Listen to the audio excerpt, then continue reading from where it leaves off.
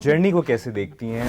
आगे जाऊंगी तो कोई मुझे मेरी वालदा की वजह से प्यार जरूर देगा, काम नहीं देगा। उसके लिए मुझे अपना पोर्टफोलियो इतना मजबूत करना होगा कि आप कुछ दिखा सकें। पाक भारत फनकारों का तबादला और वो वाली चीज दोबारा कभी होगी? कि अपनी फिल्में नहीं चल रही, आपने क्या करना है उनकी फिल्म करके। लॉ ऑफ अट्रैक्शन पे बिलीफ है? ख्वाब सच्चे हो? ख्वाब होते ही सच्चे होने के लिए। तुमसे गिला नहीं है, मोहब्बत से शिकायत है मुझे। ये तुम जैसे घटिया लोगों को भी हो जाती है और तुम जैसे घटिया लोगों से भी हो जाती है। वैसे हमारी जनरेशन ने कोविड भी देख लिया, जी, पाक इंडिया वॉर भी देख ली। हम जिस इंडिया को जानते थे, गांधी जी का इंडिया, अब वो मोदी का इंडिया बन चुका है। We are guarded by the best armed force in the world and we should be very proud of that.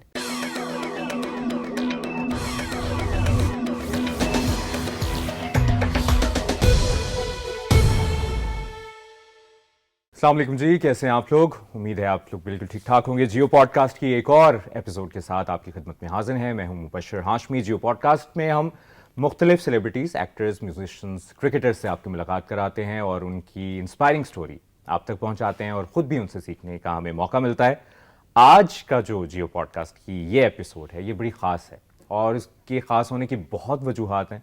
एक तो बहुत तरले मिन्नतें करके मैंने इनको बुलाया है और ये मेरी यूनिवर्सिटी फ़ेलो रही हैं, मेरे साथ यूनिवर्सिटी में थी, beacon house national university Lahore में ये पढ़ती थीं और बड़ी ज़बरदस्त कमाल की एक्ट्रेस हैं। बड़ा कमाल का इनका काम है। अभी तक जो इन्होंने 2017 से लेके अब तक इन्होंने जो काम किया है वो एक से बढ़कर एक और वक्त के साथ साथ मज़ीद बेहतर होता जा रहा है। और इस वक्त अगर कोई इंडस्ट्री में कोई वर्सेटाइल एक्ट्रेस किसी को कहा जा सकता है तो मेरा ख्याल है वो यही है। वो कोई और नहीं है, वो हैं अमर खान, जिनके बारे में लोग कहते हैं तुम हार के दिल अपना मेरी जीत अमर कर दो। आय हाय हाय, क्या बात है। अस्सलाम अस्सलाम वालेकुम। वालेकुम। कैसी हैं अमर? बिल्कुल ठीक है। आप कैसे फाइनली हैं? आप आ गई। सबसे पहले तो माजरत कैमरास के सामने नहीं। कि बहुत देर कर दी लेकिन मेहरबान देर आए क्या। दुरुस्त आए। We have had a great time BNU में। Yes. और आई थिंक इस एक पॉडकास्ट को करने का सबसे आई थिंक मेजर प्राइम वजह ये थी कि आई थिंक प्रोफेशनली तो हम एक दूसरे को जानते हैं, ऐसे ही। लेकिन उससे भी ज़्यादा हम यूनिवर्सिटी दौर और से। मैं आपके बारे में ये कह सकता हूँ कि आपके इस जर्नी को जो आपने आज माशाल्लाह 3 मिलियन फॉलोअर्स हैं अमर खान के, वो ऐसे ही नहीं, वो जो 3K फॉलोअर्स से अगर बात शुरू हुई बिल्कुल। होगी तो हम एनी 3K भी ज़्यादा, पहले तो Yes. 30 होते होंगे। हाँ। बड़ी मुश्किल से जब नया नया और मैं स्टार्ट किया होगा। विटनेस हूँ आपकी उस पूरी जी, सक्सेस जी, का। जी, आप जी, जी, यूनिवर्सिटी जी। में भी, यूनिवर्सिटी से लेके यहाँ तक माशाल्लाह आपने जो काम अब तक किया है वो कुछ डिफरेंट, कुछ मज़ेदार और कुछ बहुत आला काम किया। तो अब तक की इस जर्नी को आप कैसे देखती हैं? 2018 में आपका वो जो जिसमें आप डाइन बनी थी, नीलोफर जी करोड़, जी, बिल्कुल और बिल्कुल। फिर आपने दिले बेरहम और बहुत बहुत छोटी छोटी बातें और बहुत जी, बहुत जी। ऐसे काम किए और फिर साथ में आप राइटिंग भी करती हैं। जी, राइटर राइटिंग भी बहुत हैं। कम की, हाँ। लेकिन अच्छा करने की कुछ जो है वो कोशिश की। उसमें भी आपने जियो के लिए भी एक रमज़ान प्ले। जी बिल्कुल। अखैर जियो तो हीर the it's like hero. Home coming. First and foremost अगर जियो से स्टार्ट करें तो आई थिंक उनके साथ जो एक रिलेशनशिप है वो शायद और किसी के साथ नहीं है। आई थिंक सेवन स्काई, जियो, उनका सबसे, मुझे ये कहने में कोई दिक्कत पेश नहीं आ रही होगी कि सबसे मेजर कंट्रीब्यूशन है मेरी सक्सेस में। एक के बाद एक हम करते चले गए प्रोजेक्ट्स और बहुत डिफरेंट रोल्स करते चले गए। उनकी सबसे अच्छी बात यह है कि एक साल में अगर वो 10 प्रोजेक्ट्स आपको ऑफर करते हैं और उसमें से अगर आप 8 कहते हैं कि मुझे नहीं करने, मुझे ये रोल नहीं समझ आ रहा, या I am a greedy actor तो मुझे और कुछ चैलेंजिंग रोल चाहिए, तो दे रिस्पेक्ट दैट। और वो कभी कभी ऐसा होता है ना, आप किसी को मना करते हैं तो वो माइंड कर जाते हैं कि यार ये क्या हमें बार बार मना करें। I think when you work with like minded people, उनका सबसे अच्छा आउटकम यही होता है कि they understand you and they want to get the best out of you, and I think Geo is that. तो अब तक इतने आपने प्रोजेक्ट्स किए हैं, स्पेशली वो 9 वाला जो आपने किया था, फिर अब अभी तक आपकी मैं अचीवमेंट्स भी देखता रहता हूँ जी। फेसबुक पे जो आती रहती हैं, वैसे आप न्यूज़ फीड में आती रहती हैं। किस तरह से इस जर्नी को देखते हैं? बीएनयू से आपको क्या सीख मिली? और फिर ज़ारा नूर अब्बास आपके साथ होती जी थी। जी जी जी। अच्छा, ज़ारा मुझसे 1 साल सीनियर थी। आप कितने साल सीनियर थे? मैं 2012 में, मैं था फिल्म एंड टीवी मास्टर्स आप में। मास्टर्स में थे और आप मैं बैचलर बैचलर में थी। बिल्कुल बिल्कुल बिल्कुल। आई थिंक एक्चुअली इस जर्नी को कैसे देखती हैं और क्या ये मैनिफेस्ट किया हुआ था कि ये सब होना है? आपकी अम्मी की बड़ी ब्लेसिंग है आपके साथ, वो खुद एक ज़बरदस्त कमाल की एक्ट्रेस हैं फरीहा जबीन जी, बिल्कुल और ऐसे। फिर वो आप में उस वक्त भी नज़र आता था और ये उस वक्त के क्लास फेलोज वहाँ का जो ग्रुप था, हमें अंदाज़ा है कि वो जो एक कलाकार वाली फील आती है ना, वो आपसे आती थी कि वो जो एक माधुरी वाइब बिल्कुल, कि कुछ ना कुछ ये डिफरेंट करना चाहिए। अच्छा, सबसे पहले तो आपको एक बहुत मज़े की बात बताऊं, क्योंकि आप मुझे बीएनयू के टाइम से जानते हैं। अब मेरे जितने भी वो बीएनयू के दौर के जो बैचमेट्स और वो सब हैं, तो वो मुझे कहते हैं तुमने कोई प्लास्टिक सर्जरी कराई है, बीएनयू में तो तुम ऐसी नहीं दिखती थी। तो I tell them in BNU, क्योंकि हमारा फिल्म मेकिंग का कोर्स था, एक्टिंग में तब डिग्री नहीं मिलती थी, वरना मैं एक्टिंग में इनफैक्ट बैचलर अपना करती। तो बिहाइंड द कैमरा जब आप काम कर रहे होते हैं, आप अपने ट्राइपॉड से लेके, अपनी लाइट से लेके, अपनी पोली तक खुद उठाते हैं, and you are more like, you are a creative person, but at the same time एक बड़ी हम्बल बिगिनिंग होती है। You are also a labourer. आप अपने क्रू को खाना भी सर्व कर रहे होते हैं, आप जमीनों पे बैठ के प्रॉप्स भी खुद स्टिच कर रहे होते हैं। It's that life. तो आई वॉज समबडी, मुबशर, जिसके पास ना महंगे कैमरे थे, ना कोई साउंड सिस्टम, क्योंकि बीएनयू में बड़े वेल ऑफ फैमिलीज के ऐसे ही बच्चे है, ऐसे आते ही। हैं। तो उस दौर में मुझे याद है, हमारे एक दोस्त के पास रेड कैमरा था, एक दोस्त के पास best of the line lenses थे, मेरे पास कुछ नहीं था, मेरे पास सिर्फ कहानियाँ थी। आए, और मैं उन सबको कहती थी कि यार तुम अपना साउंड सिस्टम ले आओ, तुम एडी बन जाना, तुम प्रोडक्शन डिज़ाइनर बन जाना, और मेरे पास कहानी है, तो I just want to direct. My teachers used to tell me, and doctor Asghar Nadeem Syed जो हमारे हेड ऑफ डिपार्टमेंट थे, लेजेंडरी राइटर, वो मुझे कहते थे कि जितनी आग तुम्हारे अंदर है ना, इस 4 साल के टेन्योर में जितनी शॉर्ट फिल्म्स तुमने बनाई हैं, बीएनयू की फिल्म मेकिंग की हिस्ट्री के रिकॉर्ड में शायद किसी ने नहीं बनाई। और वजह यही थी कि मुझे पता था कि कर कर के यही तो प्रैक्टिसिंग ग्राउंड है हमारा। आगे जाऊंगी तो कोई मुझे मेरी वालदा की वजह से प्यार जरूर देगा, काम नहीं देगा। उसके लिए मुझे अपना पोर्टफोलियो इतना मजबूत करना होगा कि आप कुछ दिखा सके। And I kept on making short films. I directed a lot of short films in और दैट एक time. 60 second international film yes festival, yes वो भी आप यस। जीती उस थी, शॉर्ट मुझे फिल्म याद का है। नाम था ब्लैक वेनसडे, जो 62nd international film festival best और film award in peace category में। अमेरिकन फिल्म शोकेस, ये 2 फेस्टिवल्स थे। तो उसमें पीस कैटेगरी में ये एपीएस अटैक के ऊपर मैंने एक बच्चे की कहानी दिखाई थी। अच्छा, उसके जो, बारे में बताएं। उसके क्या- बारे में क्या थी। थी? या एक्चुअली वो यही थी कि it was a life of a kid जिसका बाप अखबार बेचता है। तो वो रोज पेशावर में स्कूल जाने से पहले अपने बाप का भी काम संभालता है, और वो 8-9 साल का बच्चा अखबार जाके हर बाजार में और कोने खुदरे मकानों में जाके बेचता है। And that morning he encounters a secret activity of a terrorist, जो कि एक म्यूटेड जगह पे कुछ प्लान कर रहा होता है।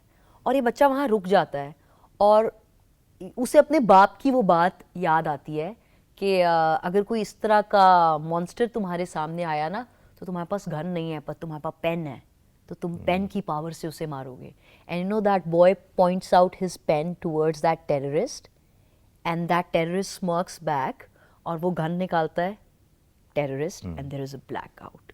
So it was kind of a tribute to all those who lost their lives in APS attack. और वो अमेरिकन फिल्म शोकेस और वो सब ज्यूरी को बहुत पसंद आया वो concept, and I got the best film ऐसे बहुत कम लोगों को, मुझे नहीं लगता लोगों को पता होगा। मैंने मुझे ये याद स्टोरी है- कभी नहीं शेयर की, Yes. आज पहली बार आपके पॉडकास्ट पे वो शेयर कर रही मुझे हूँ। याद है कि वो वाला दौर 60 सेकंड फिल्म फेस्टिवल जी। में उस वक्त आपने शेयर भी किया था। बिल्कुल। और वो एक ऐसा ही इंसिडेंट है एपीएस वाला कि हम सबके दिलों में, जो एंकर थे उनके दिलों में जो लाइव खबरें आ रही थी कि जी। 100 बच्चे, 150 जी। बच्चे, ये तो वो एक सानिया था। और मेरा ख्याल है कि ये वाली जो फिल्म है, जी। वो जो आपने बनाई थी, उसको सामने आना चाहिए यकीनन। बिल्कुल, ये वो वाला आपका आर्ट है जो आज तक लोगों ने नहीं और देखिए वो कहानी आज तक रेलेवेंट है। Pakistan is a victim of terrorism.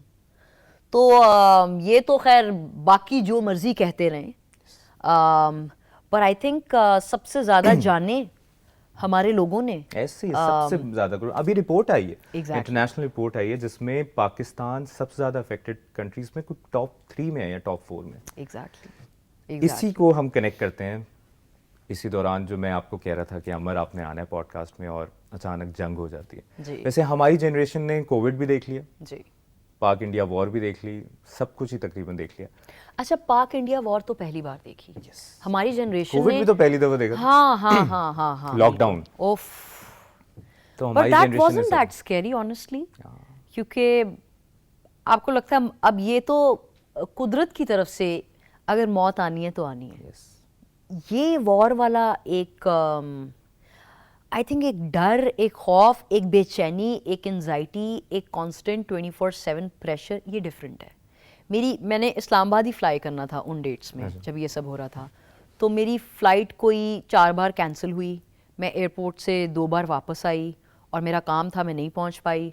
उसके बाद मैं रात के 3-3 बजे उठ के टीवी ऑन करके 3 बजे से लेके और फिर आप लोगों की ट्रांसमिशंस जो रात के 3 बजे से लेके सुबह 12 बजे तक चल रही थी, and my mom would get up late night, वो अपनी फजर वगैरह के लिए उठती थी, तो कहती तुम अभी तक क्या कर रही हो यार। ऐसा प्रेशर मुबशर मैंने अपनी लाइफ में, ये एंजाइटी, हालांकि हमने थोड़ी जाके जंग लड़नी थी, लेकिन वो एक होती है एंजाइटी। ठीक है, हम इस पे आने से पहले कि वो वक्त कैसा देखा हमने उस एक हफ्ते में, उससे पहले जो एक्ट्रेस के बारे में कंट्रोवर्सी हो गई कि इसने पीस का मैसेज दिया, इसने थोड़ा सा न्यूट्रल होकर ह्यूमैनिटी की बात कर दी, किसी ने भरपूर तरीके से पाकिस्तान को सपोर्ट किया, इस पर आपका क्या पॉइंट ऑफ व्यू है? यार मेरा ये पॉइंट ऑफ व्यू है, मैंने तो भरपूर तरीके से बात की, हमने देखा आपने भरपूर तरीके से बात की, ये आपका राइट है और ये मेरा राइट है। फ्रीडम ऑफ स्पीच तो है, लेकिन फ्रीडम ऑफ स्पीच के चक्कर में फ्रीडम ऑफ राइट को कैसे ब्रीच कर सकते हैं? अगर मुबशर नहीं चाहते कि वो बोलें, दर्द उनके अंदर भी उतना ही है, तकलीफ उनके अंदर भी उतनी है, लेकिन वो शायद सोशल मीडिया पे उतने एक्टिव नहीं है, वो बाकियों की तरह उतने आउटराइट अपने ख्यालात का इजहार नहीं करते, तो मैं उनको बंदूक की नोक पे नहीं कह सकती कि मुबशर आप क्यों नहीं बोल रहे। ये भी तो डेमोक्रेसी के अंडर ही आता है ना, कि मैंने एक नेशनलिस्टिक स्पिरिट दिखाया एंड पेट्रियाटिज्म दिखाया, तो अब मैं कहूँ मैं तो बन गई जो बनना था, मैंने तो आवाम को खुश कर दिया, अब मैं उनको पकड़ूं जिन्होंने नहीं किया। क्यों यार? देखा अमर, ये शायद वो वक्त नहीं था जो हम भी बात करें कि ये वो एक वक्त था शायद पिछले 17 साल में हमने इस जनरेशन में कि सबने प्रूव करने की बात नहीं है। ऑब्वियसली हम एक उस खुशकिस्मत मुल्क में रहते हैं जहाँ पे हमें जज नहीं किया जाता, जिस तरह भारत में आपसे पोस्ट करवाई जाती हैं या इस तरह, लेकिन समहाउ मुझे ये भी लगता है, अब जैसे बहुत सारे इंडिया के हमारे फेवरेट कुछ एक्टर्स थे, जब उन्होंने वो पोस्ट लगाई ऑपरेशन सिंदूर, तो you were traumatise, you like किसकी बंदूक के नोक पे यार ये पोस्टर लगा रहे हो, पागल हो गए हो तुम लोग, तो सेन एजुकेटेड लोग हो, you are connected with the window of the world. वो बात अलग है कि हम जिस इंडिया को जानते थे, गांधी जी का इंडिया, अब वो मोदी का इंडिया बन चुका है, और आपको जो है केव्स में बंद कर दिया गया, आपके लिए ब्लैकआउट कर दिया गया है कि आप दुनिया में क्या हो रहा है उससे कनेक्टेड नहीं रहे। It's very shameful. So this tells नहीं है आपके मुल्क में डेमोक्रेसी। आप लोगों के वो जो कार्टून्स हैं वो किस तरह से सेंसेशनलिज्म के बेस पे किस तरह के एक्ट्स कर रहे थे, किस तरह अपनी बड़ी बड़ी स्क्रीनें लगा के ये हम चीचा वतनी इंटरनेशनल एयरपोर्ट को हमने उड़ा दिया। बेवकूफो, चीचा वतनी में एयरपोर्ट ही नहीं है, क्या हो गया तुम लोगों को? पोर्ट तबाह कर दिया लाहौर। एग्जैक्टली, तो पूरी दुनिया हंस रही थी, but at the same time we all have a lot of people that we know in India who are sane, who are peace lovers, who wants to prioritize humanity beyond any war. वो वहां पे भी लोग हैं, तो लोगों का मसला नहीं है ये, तो वहां की जो पॉलिटिकल एजेंडाज हैं, जो वहां के हिटलर रिजीम के लीडर हैं, ये तो उनका मसला है। तो मैं आपको बता ये रही थी कि जब हमने अपने फेवरेट वहां के एक्टर्स को ये करते हुए देखा, ऑपरेशन सिंदूर और कॉपीराइट्स ले रहे हैं वो उसके ये वो, तो आपने कहा bullshit. This is the actor that I valued. This is the actor जिसकी trajectory I followed. This is the actor that I was inspired by. सारी और ये किसी की डिक्टेटरशिप पे ये कर रहे हैं। अल्हम्दुलिल्लाह, तब आपको एक और चीज़ का एहसास होता है, हमारे मुल्क में कुछ गलत भी हो रहा हो, हम बड़े फ़ख्र, हम बड़े धड़ल्ले से वो चीज़ पिन पॉइंट करते हैं कि ये गलत है।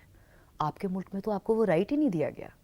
तो ये फर्क है आई थिंक इंडिया और पाकिस्तान में आज के दौर में, कि इकोनॉमी इतनी उनकी बूम कर गई, क्या फायदा ऐसी इकोनॉमी के बूम करने का कि जब वहां के रहने वालों को, वहां के जो सिटीजन्स हैं उनको आप इतना राइट नहीं दे रहे कि वो एक्सप्रेस कर सकें अपनी आवाज को। जबकि हमारे जिन हीरो हीरोइंस ने आप जो पूछना चाह रहे हैं, अगर उन्होंने नहीं एक्सप्रेस किया तो कोई बात नहीं है, उनका राइट है, उनकी जगह और बहुत से ऐसे हैं जो हीरो बन गए. There is this boy called Abbas Bukhari. I mean Tamkinat. फिर वो जिसने वो शहजाद जिसने वो शो किया था जिसमें वो बरखादार और उनका लूजर तरीन पॉडकास्टर जो कि जिसकी इमेज जो है वो हो गई रणवीर जो था. क्या बेहतरीन जवाब दिए ये लोग ये स्टार्स बन के सामने. These were the people who showed the nationalistic spirit, who represented Pakistan, who were there for their people, who voiced the opinions with the most appropriate words, who had a blend of humor also, who had a blend of optimism also. और right choice of word उस दौर में उस वक्त में करना बड़ा important है. मुझे लगता है, मैं आपको अपनी अगर fraternity का बताऊं, मुझे नहीं लगता कि कम्युनिकेशन स्किल्स और थॉट्स शायद हमारी बिरादरी की इतनी अच्छी हैं जितनी अच्छी उनकी थी. That is why they became heroes. तो आई थिंक अगर कोई नई बात करना चाह रहा ना, हम नहीं उनको फोर्स कर सकते कि आप क्योंकि हम कह रहे हैं तो आप बात करें. अगर अंदर से ही वो नहीं आ रहा तो आप किसी को कैसे ये बात कह सकते हैं? या होना है या नहीं होना, या होना या नहीं होना. एग्जैक्टली. अच्छा, फिर हम इस एपिसोड पे आते हैं. फिर इस वॉर में हमारी बड़ी लर्निंग रही कि जब तक हम खामोश रहे, बहुत एक प्रेशर भी था. हम रिएक्शन क्यों नहीं दे रहे, हम हमला क्यों नहीं कर रहे पाकिस्तान की जानिब से इंडिया पर क्यों नहीं. बिल्कुल. लेकिन हम इस वॉर ने बताया कि आपको ब्रेव बनना पड़ता है. आपने हमला किया और वो एक्सपोज हो गए और आधी रात को सीज फायर वाले मामला शुरू हो गए. Kudos to our armed forces. मुझे लगता है ये हम 90s के किड्स हैं तो हमारी हयाती में हमें पहली बार ये एक अज़्म, ये एक ऑडेसिटी और ये पता नहीं एक अजीब सा ऑप्टिमिज्म मिला that we are guarded by the best armed force in the world and we should be very proud of that. आपको पता है जब आपके वही अगेन उसी टॉपिक पे अगर हम आ जाएं कि किसने क्यों नहीं बोला, मैंने क्यों बोला.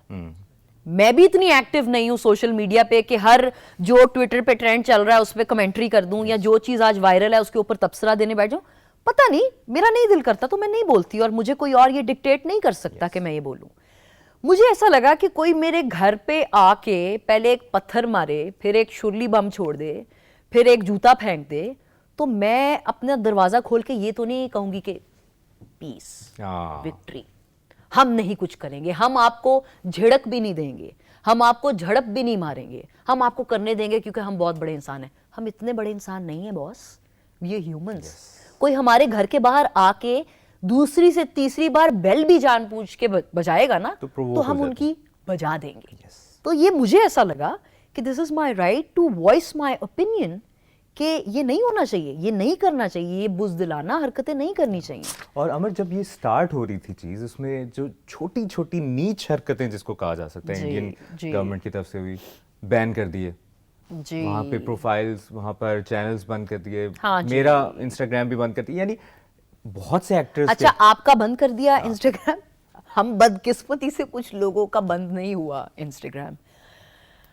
मुबश्शिर, मैं आपको नहीं बता सकती और ये मैंने कभी शायद अपनी खुद की पोस्ट और हैंडल्स पे भी नहीं लिखा. If I show you the DMs that I was getting, उसमें क्या क्या पिक्चर्स थी, उसमें क्या क्या गंदी गालियाँ थी, उसमें क्या क्या नामुनासिब अल्फाज इस्तेमाल किए गए थे. अगर मैं आपको वो दिखा दूँ तो वो शो करता है कि कितने कोई जाहिल लोग हैं जो कि चंद एक हैं, वो उनकी पूरी आवाम नहीं है. यस. वो कुछ ऐसे इश्तियाल अंगेज होंगे ना लोग, एक्सट्रीमिस्ट होंगे जो एक प्रोपेगेंडा, एक एजेंडा ड्रिवन एक उनका है. वो इतनी बड़ी आबादी है, उसमें शायद मेजॉरिटी इस तरह की है, कुछ जिस तरह आपने सेम वॉइसेस की बात की है, लेकिन वो जिस तरह विराट कोहली को भी कोई आउट करता है बॉलर तो उसकी इंस्टाग्राम प्रोफाइल पे जाते हैं और गालियां शुरू करते हैं. Exactly. तो ये उनका वो एक माइंडसेट है. Exactly. फिर उसके बाद जब हमने देखा जिन जिन पाकिस्तानी एक्टर्स ने इंडियन मूवीज में काम किया उनकी पिक्चर्स हटा रहे हैं. यानी जालिमा गाने पे माहिरा खान की पिक्चर अलग. ये तो फनी हरकतें हैं, ये तो बचकाना भी है और ये तो फनी हरकतें भी हैं. That is this, you know, all that war tactics that you're adhering to, is this the way you respond? Are you targeting artists क्योंकि उनकी सबसे ज़्यादा massive audience है और उनकी reach है? और फिर even वो जो आप अपने इतने बड़े lyricists और poets से जो आप उनको फर्रे दे रहे हैं पढ़ने के लिए बहुत अफसोसनाक बात। और किसी ने बड़ी फनी बात लिखी थी कि 2017 चैंपियंस ट्रॉफी में हमने हराया था इंडिया को, तो कुछ ऐसा कर दें कि प्लेयर्स ब्लर हो जाएं और वो सिर्फ इंडियन प्लेयर्स नजर आ रहे हो, ये भी भूल जाएं कि हम पाकिस्तान जीता था। एग्जैक्टली। तो आपको लगता है वो पाक भारत फनकारों का तबादला और वो वाली चीज़ दोबारा कभी होगी, या अब इस दफ़ा हमारी तरफ से भी फर्म स्टांस है उधर से भी, या बेहतरी होनी चाहिए, वही बात जो एक पीस की बात हम करते हैं? देखिए जो हालात हैं अभी, तो उन सब चीज़ों के बारे में ऑनेस्टली सोचना भी नहीं चाहिए। आई think I am a very creatively inclined person, like if there are good opportunities दुनिया में कहीं भी, तो वो अवेल ज़रूर करनी चाहिए एक आर्टिस्ट को, but at the same time I belong to Pakistan and I should be the ambassador and the face of my soil and my country. तो हमारे मुल्क में dramas, we are at the global map. We have a great audience reach. We are adulated for our work. So let's work on our own strengths rather than being concerned about कि पड़ोसी मुल्क में हम जाके फिल्में कर पाएंगे या नहीं। उनकी अपनी फिल्में नहीं चल रही, आपने क्या करना है उनकी फिल्म करके। और हमारे ड्रामों के लिए वो VPN पे ड्रामे देख रहे हैं। एग्जैक्टली। तो हमारे ड्रामों को कोई फर्क नहीं पड़ेगा। आई थिंक जब हालात ठीक होने होंगे वो हो जाएंगे। वी आर अ नेशन, मुझे बहुत अच्छा लगा, even our armed forces, one constant message from their side was that they were very resilient initially. They were constantly spreading a message of peace that जो हम गाज़ा में होते हुए देख रहे हैं वो नहीं होना चाहिए इंडिया पाकिस्तान के साथ। अब वो दौर नहीं रहा। दोनों न्यूक्लियर पावर हैं। वो बड़े अच्छे मीम्स भी आए थे ना कि हमारी तोपों में सत्तू ठंडे नहीं हो रहे हैं, यहाँ पे भी न्यूक्लियर पावर ही हैं। तो और भरपूर जो जवाब दिया। एग्जैक्टली। तो वॉर की तरफ तो वैसे ही नहीं जाना चाहिए था, जो हुआ भी सारा एपिसोड। दोनों जगहों पे इंसान रहते हैं और बेहतरीन इंसान रहते हैं, ना सिर्फ पाकिस्तान में, इवन इंडिया में भी। लेकिन political agendas and you know all that propaganda that is working, the jingoism जिसकी बेस पे आप बहुत सारे। और एक दौर था जिस तरह वाजपेयी और परवेज मुशर्रफ वाला दौर, उसमें जिस तरह पीस की बात होती थी तो अमन किसको बुरा लगता है? अवाम को अच्छा ही लगता था जब हम यहाँ पर पीस देखते थे, वहाँ पर पीस देखते थे। बिल्कुल। और आई रिमेम्बर BNU में हमने मिल के एक प्लान किया था कि सबने इंडिया जाना है। और अच्छा, BNU के दौरान, टीवी के हम स्टूडेंट्स थे जी, BNU के दौरान ही मैं 3 बार इंडिया गई। अपने पहले साल में, दूसरे साल, तीसरा साल आई थिंक आखिरी साल था जब हम इंडिया गए। उसके बाद वो कुछ अगेन हालात ख़राब हो गए और फिर वीज़ाज मिलना बंद हो गए। आपने मुझ पे बहुत इल्जामात लगाए कि मैंने वो ग्रुप क्रिएट किया जिसमें जो सिलेक्टेड स्टूडेंट्स थे उनको इंडिया जाना था और उनमें आप नहीं थे। मेरा नाम लेकिन देखे, मेरी बड़ी ख्वाहिश थी। किस्मत की कैसी करनी हुई कि अब कोई भी नहीं जा रहा। अब जब मामलात बने तो इंडिया नहीं जाता। वैसे आप कहाँ गई उस वक्त? फिल्म एंड टीवी के लिए? फिल्म एंड टीवी, वो एक उनकी आर्ट कन्वेंशन होती थी जिसमें हम समर्स में जाके पार्टिसिपेट करते थे and we would perform also together doing theatre. कौन से सिटीज में? सो a lot of cities actually. I think मैंने आधा इंडिया देख लिया उन कन्वेंशंस की वजह से। We went to Delhi, we went to Mangalore, Kolkata, we went to बहुत ये जयपुर वाली साइड। तो और देखें, as a film and TV student, क्या एक एज अ पाकिस्तानी आप जब एक किसी और कंट्री में जाते हो और फिर पाकिस्तान इंडिया जिसका कल्चर भी बहुत मिलता जुलता है, तो एक एक्सपोजर भी अलग होता होगा, फिर आप रिलेट करते होगे चीज़ें। तो अच्छा, उस दौर में भी जब हम आर्ट कन्वेंशन अटेंड करने जाते थे तो वो हमें वहाँ के कुछ लोग कहते थे कि oh you guys also wear jeans and shirts. We thought you'd be in, you know, like burqas and you know आदाब अब्बा हजूर and all.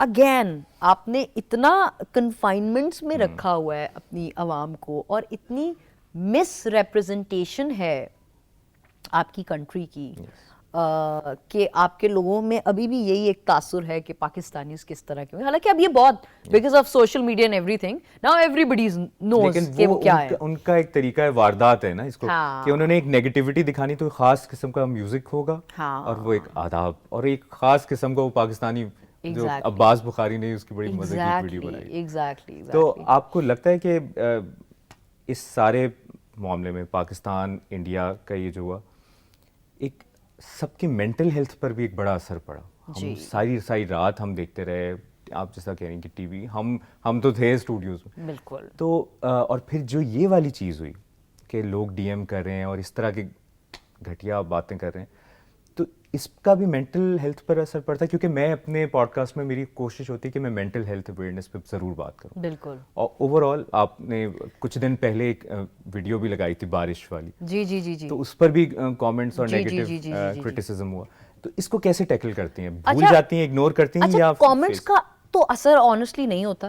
अब कमेंट्स भी इतने फन, जैसे ये इंडिया पाकिस्तान वाला जब एपिसोड हो रहा था तो मुझे याद है मेरे डीएम्स में, इवन आप अभी भी मेरे कुछ उन डेट्स के अगर पोस्ट में कोई लगाती थी खोल के देखे तो उसमें लिखा हुआ है आतंकवादी। अरे क्या, अब इस पे आपने क्या आपकी मेंटल हेल्थ पे असर होना है कि आपकी एक आई थिंक एक पीआर मशीन है जिसको ये घोट के पिलाया गया है कि आपने इस तरह की जाके बातें करनी है, जो खुद विक्टिम्स रहे हैं टेररिज्म के और जिन्होंने फ्रंट फुट पे सबसे ज्यादा टेररिज्म का सामना किया है, कन्फ्रंटेशन किया है, इतने ज्यादा जवाबी कार्रवाई की है, जो हालात पहले थे हमारे मुल्क में, आप उन लोगों को ये कह रहे हैं ये सब बातें। It's funny. और जब मैं अब इसको तो ऐसी की इसकी फनी बातें अपनी फिल्मों में तो करें, रियल लाइफ में करना बंद कर दें। वैसे आपको क्या लगता है कि अगर इस ऑपरेशन बुनियानुल मरसूस पर एक मूवी बने पाकिस्तान में, क्योंकि हम जी। जीते 6-0 से जी, जीते जी, और जी, बड़ा जी। ज़बरदस्त, किसको होना चाहिए एक्टर आपके ख्याल में? वो हमारे वो जो हैं औरंगजेब साहब, उनके कैरेक्टर के लिए। हाँ, अच्छा, Aurangzeb. I feel it should be, क्योंकि रिजेम्बलेंस, स्ट्राइकिंग रिजेम्बलेंस जो है वो फवाद से है, तो I think it should be Fawad Khan. He will do a good job. हाँ, और मज़ेदार होगा। हाँ मैं मेंटल हेल्थ पे वो जो मैंने सवाल रखा है कि एक विद इन कंट्री भी हम आम तौर पे इससे हटके पाक इंडिया वॉर पे हमने बात की, इससे हटके कि हम कोई भी हमारे पास एक्ट्रेसेस, टिकटॉकर्स, जी। सेलिब्रिटीज जो आते हैं, वो ये बात करते हैं कि कहीं ना कहीं कुछ, मोस्टली ये बात करते हैं कि जब आप कुछ भी करो, रील बनाई, पिक्चर, आपने स्टाइलिंग, आपका सब कुछ परफेक्शन आपने अपलोड की, 10 ऐसे कमेंट्स आए जिस पे आपको हुआ यार ये क्या, मैं तो कुछ किया भी नहीं, मैं इतनी मेहनत पे, उनको कैसे टैकल? यार आप अब इतने इम्यून हो चुके हैं उन सारी बातों को लेके, आपको लगता है कि इतने अनएजुकेटेड लोग हैं और शायद कैथारसिस है ये उनका, it's their outlet to their rage and frustration, so you should not mind. तो I think I have reached that stage where I can easily ignore.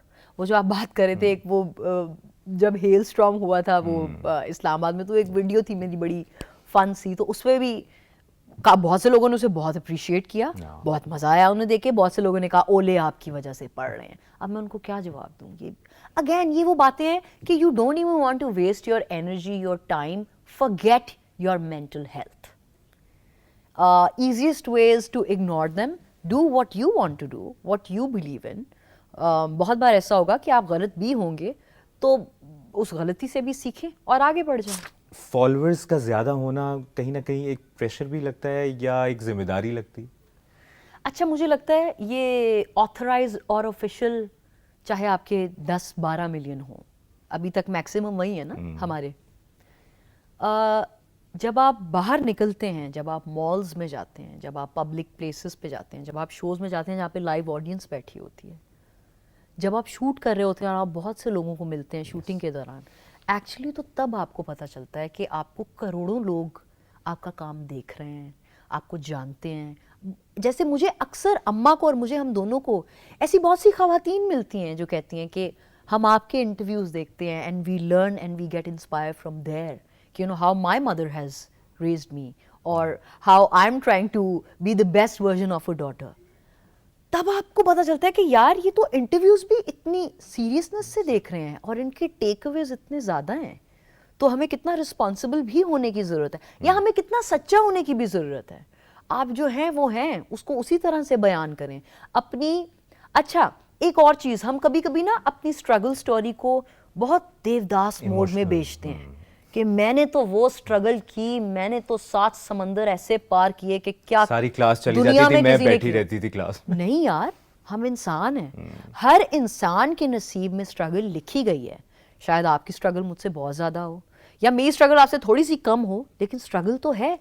मेरी स्ट्रगल अल्हम्दुलिल्लाह हमेशा रही है the waiting time period for a better project. I always had options. When I entered the industry I had my portfolio. तो बहुत से लोगों को ऑडिशंस देने पड़ते हैं, मुझे आज तक ऑडिशन नहीं देना पड़ा क्योंकि मेरा पोर्टफोलियो बना हुआ था, थिएटर भी जो BNU में किया, वैसे भी जो थिएटर मैंने किया, फिर जो शॉर्ट फिल्म्स बनाई, तो आई थिंक हर एक की, फिर अगेन आई थिंक जो मैंने अपने BNU के टाइम पीरियड में सीखा 4 साल, जो मैंने वो वाली स्ट्रगल्स देखी, वो शायद एक आम बंदे ने नहीं देखी। तो हर एक की स्ट्रगल का आई थिंक हायरार्की भी डिफरेंट है और उसकी मिकदार भी बहुत डिफरेंट है. We should own all those stories and be very happy that I went through that, because those are the सारे things process है। which shapes the contours of your success and personality. तो आपको लगता है, और specially मैंने जब of the record भी कहा है, ऑन रिकॉर्ड भी कहना चाहूँगा कि आपकी इतनी जो कंप्लीटनेस है आपके अंदाज़े बयां में, और उर्दू आपकी बड़ी शाइस्ता उर्दू है। मेरी पंजाबी भी बड़ी अच्छी है. पंजाब आपने एक रोल भी किया था ना पंजाबी? बिल्कुल बिल्कुल बिल्कुल, और जियो के लिए बल्कि था ही इज द हीरो, जो मैंने लिखा भी खुद था. ये बड़ा रेयर केस होता है कि वैसे खूबसूरत अदाकाराएं बहुत होती हैं, लेकिन अपनी आवाज़ और अंदाज और क्या आप बोल रही हैं, ये बड़ा जी, मैटर करता है। तो ये इसका भी कहीं ना कहीं थिएटर का एक किरदार है आपकी ज़िंदगी में, कि थिएटर की वजह से मैंने सुना है कि उसमें आपकी सलाहियतें खुल के सामने आ, निखर के सामने आ जाती। अच्छा, मुझे ऐसा लगता है कि नहीं, थिएटर से भी ज़्यादा, I will be very honest, उसका आपके एक्सपोजर और आपकी सेल्फ लर्निंग से ताल्लुक़ है. मुझे रीडिंग का शौक़ था बचपन से, तो मैं पढ़ती थी. जब मैं फिल्म स्कूल में नहीं भी थी, उससे पहले भी मैं बहुत सारी शॉर्ट स्टोरीज, आई थिंक मैंने कुर्तुल एंड हैदर से लेके, मंटो से लेके, बहुत सारे राइटर, राजेंद्र सिंह बेदी से लेके, उर्दू के जो होते हैं उनको पढ़ा था. इसलिए मेरा O लेवल्स में भी A था, मेरा A लेवल्स में भी उर्दू में A था. हालांकि मेरी majority life English medium school में गुजरी है. अच्छा, होता क्या था, आप इंग्लिश मीडियम स्कूल्स में जब जाते हैं ना, तो बच्चों को कहा जाता है कि speak in English, you not suppose to speak in Urdu. Punjabi तो छोड़ ही देना, पंजाबी में तो मतलब आपका बेड़ा गर्क हो जाए. आपको एक्सपेल ही कर दें कि पंजाबी ऐसी गुनाहगार लैंग्वेज बना दी गई. हालांकि पंजाबी कैसे is Punjabi the most beautiful language in the world. सूफियों की ज़बान है, बुल्ले शाह वारिस शाह की ज़बान है और पंजाबी. कैसे वो कम होती जा रही है. Obviously Exactly. हम डिस्करेज कर रहे हैं अगर पंजाब में है पंजाबी, पंजाबी नहीं आनी पंजाबी चाहिए। नहीं, हाँ, लेकिन अब वो दौर आ गया है कि पंजाबियों को उनका ड्यू रिकग्निशन मिल रहा है. And a big credit goes to even the Indian Punjabis, जिन्होंने बहुत अच्छी फिल्में बनाई, जिन्होंने हमारे आर्टिस्ट को, देखें, एक वो चंक भी है जिन्होंने हमारे आर्टिस्ट को हमारे से भी ज्यादा एलिवेट किया. जो हमारे थिएटर के जितने भी आर्टिस्ट थे, वो सब एक्चुअली बिगेस्ट स्टार्स वहां जाके बने. तो अच्छे बुरे लोग, अगेन वही बात, हर जगह होते हैं. काम का टैलेंट है हर जगह, लेकिन बस माइंडसेट वहां पर बिल्कुल, आरएसएस बिल्कुल, बिल्कुल, हिंदुत्व बिल्कुल. माइंडसेट की वजह से कितनी चीजें इफेक्ट हो रही हैं, और अब शायद उधर की आवाम को ज्यादा अंदाजा हो गया कि वो आई उनके विश साथ के खिलवाड़ उधर हो की रहा है। आवाम को इतना अंदाजा हो कि वो आर्ट को, कल्चर को, ह्यूमैनिटी को प्रमोट करने वाले वो एजुकेटेड इंडियन आवाम है. बहुत जल्द आई प्रे कि उनको ये अंदाज़ा हो, जो उनके मोदी हैं वो बहुत जल्द उतरें और कोई और जिम्मेदाराना ये जॉब को संभाले. बिल्कुल. थिएटर किया आपने, फिर ड्रामा आप कर रही हैं, ज़बरदस्त काम कर रही हैं आप एज राइटर. आपके हमने काम पर बात की, फिर एक फिल्म आती है 2022 में, दम मस्तम. यस, उसका एक्सपीरियंस कैसा रहा? इमरान अशरफ के साथ आपने मूवी की, और वो बड़े पर्दे पर नजर आने का ख्वाब पूरा हुआ होगा. यार वो एक ये बहुत एक्सपेक्टेशंस के मुताबिक नहीं थी फिल्म? बिल्कुल थी. और उस फिल्म का बन जाना, आई थिंक वो एक सेपरेट ना एपिसोड है मेरी जिंदगी का. It's something which was a very emotional journey. एक चीज़ को मैंने बहुत सारे इंटरव्यूज में पहले भी बताया कि मैंने अपने BNU के आखिरी सेमेस्टर में वो फिल्म लिखना स्टार्ट की थी. अच्छा, वो खुद आपने लिखी थी? जी जी, दम मस्तम मैंने खुद लिखी थी. यार आप तो और जबरदस्त. और वो मुझे फिर लगता है हम ऑफिशियली ये कह सकते हैं आप पाकिस्तान की सबसे टैलेंटेड एक्ट्रेसेस में टॉप 1 में. मुझे नहीं Top पता, 1 में. Honestly thank you so much, you very kind. मुझे नहीं पता, लेकिन मैं आपको वसूख से एक बात बता सकती हूँ, हार्ड वर्किंग में मैं ज़रूर नंबर 1 में हूँ. ऐसे हिम्मत ना छोड़ने में मैं ज़रूर नंबर 1 पे हूँ. क्योंकि जब मैं लाहौर से कराची आई, अच्छा एक और चीज़ जिसके बारे में मैंने शायद कभी बात नहीं की, लाहौर से काम उठ चुका था. लाहौर में इंडस्ट्री तबाह हो चुकी थी. And I have seen my mother's generation massively suffer as an artist, कि काम नहीं था.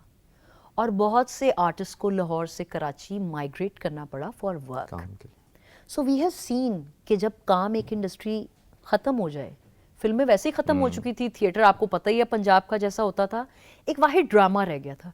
जब वो भी यहाँ पे इन टोटलिटी शिफ्ट हो गया, वहाँ पे आर्टिस्ट बेरोज़गार थे। And my mother shifted here as well, और मैं अकेली अपनी नानों के पास वहाँ थी।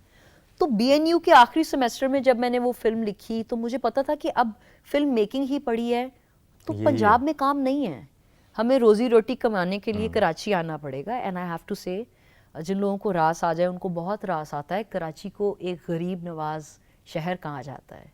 कहा जाता है कि समंदर जिसको मैं ये समोले कहने लगा। कराची उसको फिर के बहुत समंदर में नवाजता वफा है। बिल्कुल ऐसे ही है। And I think I'm very thankful to this city. I have immense gratitude and love for this city now. कि मैं यहाँ से आई, शुरू के 2 साल मैंने वो हर जगह जाके वो फिल्म पिच की, बहुत से लोगों को पसंद आई, बहुत से लोग आधी नरेशन में उठ के चले जाते थे अपने और काम, नए बंदे पे कौन। ये बिल्कुल वैसी बात है कि आज आपका कोई कैमरामैन है, वो मुझे बताए कि मैंने अपना पूरा स्टोरी बोर्ड बना लिया और मैं इस तरह की फिल्म शूट करना चाहता हूँ, और मैं कहूँ इसने क्या ही किया है, इसको क्यों इंपॉर्टेंस दूँ। मैं तो उसको इंपॉर्टेंस दूँ ना जो 10 फिल्में बना चुका है। तो वो लगी रही, और फिर जब ये फिल्म हुई materialise, I think it was the most beautiful chapter. किसने वो सुनी स्टोरी? बहुत सारे लोगों के सुनने के बाद Finally. अदनान सिद्दीकी के साथ मैं एक ड्रामा कर रही थी, गुगी, और फिर मैंने उन्हें ये कहानी सुनाई। And I had some resources, he had some resources, we aligned all the resources, और हमने कहा कि हम ये कहानी बनाते हैं। एहतशामुद्दीन हमारे डायरेक्टर थे। I absolutely love him. जिस कैलिबर के, जिस आई थिंक स्टैचर पे वो हैं as an actor and as a director, उससे भी ऊंचे स्टेटस पे हैं वो एज अ ह्यूमन बीइंग। क्योंकि मुझे याद है एक दिन उन्होंने मुझे कहा कि ये तुम्हारा ख्वाब पूरा हो रहा है, तो हम सब जो मिलके मेहनत कर रहे हैं, ये अल्लाह ताला हमसे तुम्हारा ख्वाब पूरा करा रहा है। तो एक बहुत बड़ी बात है कि एक बिल्कुल नई बच्ची आई हो और एक डायरेक्टर को सिर्फ उसके कंटेंट पे यकीन हो। मुझे याद है अशरफ को भी आपने सजेस्ट नहीं, बिल्कुल नहीं, ये एहतशाम भाई ने। इट वाज वो अगर थोड़ा सा रिकॉल करवाएं जी। कि वो कैसा कैरेक्टर था आपका, और हीरो का क्या कैरेक्टर था, किस तरह का हीरो था? आई थिंक दोनों actually, the story was very rooted in indigenized. ये अंदरून लाहौर में सेट थी, जहाँ से मेरा ननियाल भी है। अच्छा। तो वो भी एक रीज़न था कि आपकी पहली फिल्म ना, मैंने अक्सर ये सुना था एज अ फिल्म स्टूडेंट, ये देखा था कि ऑटर्स, फिल्म मेकर्स ये कहते हैं कि आपकी पहली कहानी आपके दिल और आपके नज़रिए के करीब तरीन होनी चाहिए, जहाँ पे आप पले बड़े हैं, क्योंकि वहाँ की फिर निटी ग्रिटीज, प्रॉब्लम्स, नुआंसेस आप बहुत अच्छे से बयान कर सकते हैं। And I think film making is a very subjective art. तो वो अंदरून लाहौर में सेट थी, और वो दो एक बडिंग आर्टिस्ट हैं, जिसमें एक इमरान का कैरेक्टर था, बाऊ उसका नाम था, मेरे कैरेक्टर का नाम आलिया था। You know, she is an aspiring dancer जो थिएटर वगैरह करती है, और ये एक सिसी रोमियो सा था जिसको नहीं पता कि उसको क्या करना है, लेकिन उसे ये पता था कि उसे ये लड़की चाहिए अपनी ज़िंदगी में। So it was a musical rom com. और मुझे याद है पहली नरेशन जब हमारी थी मेरी एहतशाम भाई के साथ थी, तो मैं बहुत खौफजदा थी, क्योंकि आप देखें ना, मेरी पहली फिल्म थी और एहतशाम भाई उडारी और वो सब आइकॉनिक ड्रामास करने के बाद एक मंजा हुआ डायरेक्टर आपके सामने बैठा हो, लेकिन he made me so comfortable. मुझे याद है संडे का दिन था, ये भी याद है, संडे का दिन था, और I was sitting in an office, और वो आए और वो 2 कोल्ड कॉफ़ीज़ लेके आए कि पहले तुम कोल्ड कॉफ़ी पियो, उसके बाद नरेशन शुरू करेंगे। और बहुत मज़े से उन्होंने पूरी फिल्म सुनी, और फिल्म की नरेशन ख़त्म होने के बाद उनका पहला रिएक्शन मुझे आज तक याद है। उनका पहला वर्ड था, सच्ची है, खून लगा हुआ है इस कहानी में, जानदार है, तो मज़ा आएगा करने में। और आपका कॉन्फिडेंस बूस्टर कितना हुआ?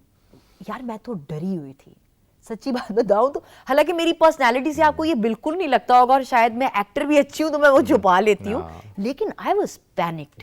मुझे नहीं पता था कि उनको पसंद आएगी भी या नहीं आएगी, या एक रिलेटिवली एक नए इंसान के विजन पे वो कितना ट्रस्ट करेंगे, कितना नहीं। लेकिन मुझे लगता है एक वक्त ऐसा आया कि मुझे ऐसा लगा कि वो मुझसे भी ज़्यादा मेरे विजन पे ट्रस्ट कर रहे हैं, एंड दैट्स कमेंडेबल। तो अमर, एज अ राइटर आपको लगता है कि ये कोई फ्यूचर है पाकिस्तान में या नहीं? एज एन एक्टर ही, पैसा एज एन एक्टर, आपने तो दोनों देख लिए ना। पूरी दुनिया में मुझे लगता है जितना एक एग्जॉल्टेड जगह पे एक राइटर को रखना चाहिए और किसी को नहीं रखना चाहिए। सही बात है, उसकी कहानी है। क्योंकि देखें, as an actor if I am working, तो मेरे पास एक अच्छी कहानी, एक अच्छा किरदार है, मेरे पास आप एक डायरेक्टर हैं, एक अच्छा डायरेक्टर है, एक अच्छा डीओपी है, कपड़े उस किरदार के मुताबिक पहने हैं, म्यूजिक पीछे उस मूड के मुताबिक है, लाइटिंग, तो मुझे तो बस इमोशंस को ऑनेस्टी से डिलीवर करना है।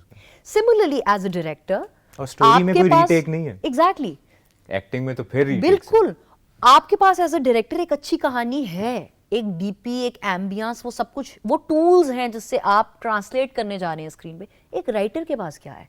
सफ़ा, पेन और ये और दिल और एक बंद कमरा। अब तख्लीकी काम असल में तो वही है कि जिसमें ये भी है, आप बहुत से ऐसे दिन हैं कि आप बहुत बेजार, एक्चुअली वो है मेंटल स्ट्रेस, कि कुछ दिन ऐसे भी हैं कि कोई आमद नहीं हो रही, कुछ दिन ऐसे भी हैं कि आप सीन पढ़ें और आप कह रहे हैं कचरा and you are throwing it off, कुछ दिन ऐसे भी हैं कि आपने लिख लिए एक दो सीन्स और उसके बाद आप सोच रहे हैं कि इसको एक हफ्ते बाद पढ़ेंगे, एक हफ्ते बाद पढ़ें तो it's not making sense. That is stress. But then आप, मेरी अम्मा एक बहुत अच्छी मिसाल देती हैं, मैं जब जब जिंदगी में बहुत आई थिंक डाउन फील किया मैंने, थोड़ी सी लो हुई हूँ, थोड़ी सी डिसअपॉइंटेड हुई हूँ, तो मुझे कहती हैं, पंजाबी में है कि जड़ी रोटी होंदी है ਉਹ ਜਦੋਂ ਤਿੱਕਰ ਤੰਦੂਰ ਵਿੱਚ ਅੱਗ ਵਿੱਚ ਨਾ ਉਤਰੇ, ਉਹਨੂੰ ਸੇਕੇ ਨਾ ਲੱਗਣ ਤੇ ਉਹ ਪੱਕੀ ਹੋਈ ਰੋਟੀ नहीं होंदी, ਉਹਨੂੰ खान ਦਾ मजा नहीं आता।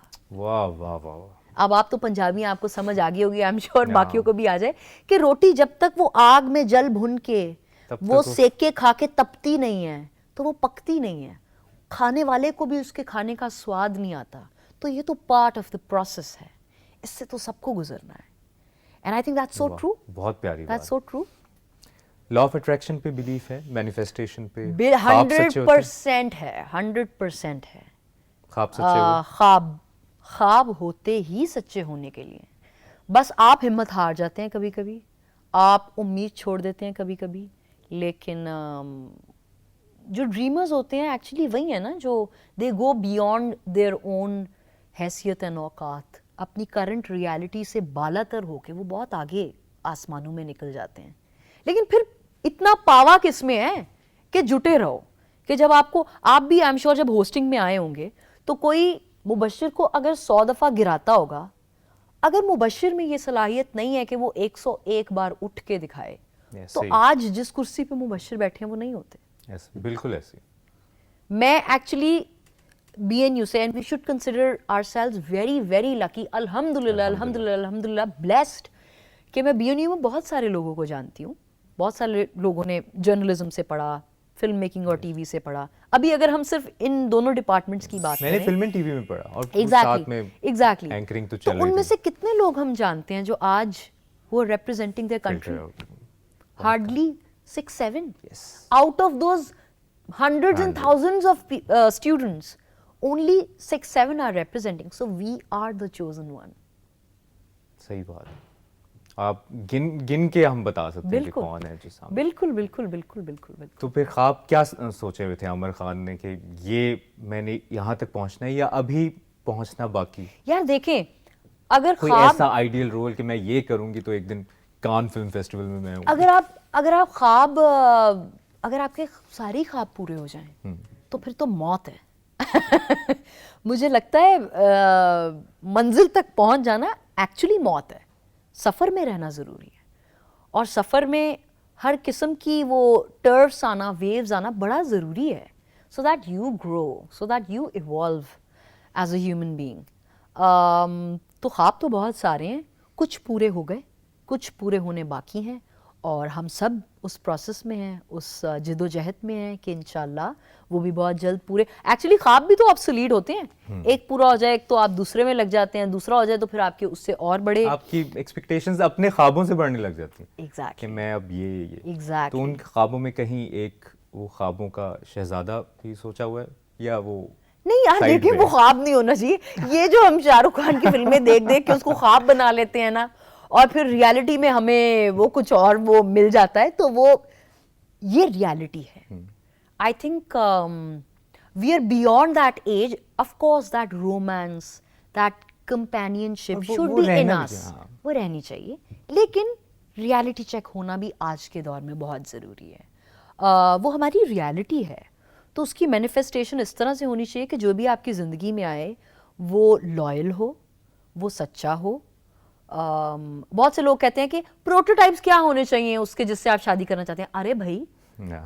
ये क्या मैं कोई प्रोडक्ट खरीद रही हूँ मार्केट से जो मेरे प्रोटोटाइप्स के मुताबिक होना चाहिए? मेरे खुद में बहुत सारे फ्लॉज होंगे और वो मैं हर रोज़ की बेसिस पे अमेंड करने की कोशिश करती हूँ।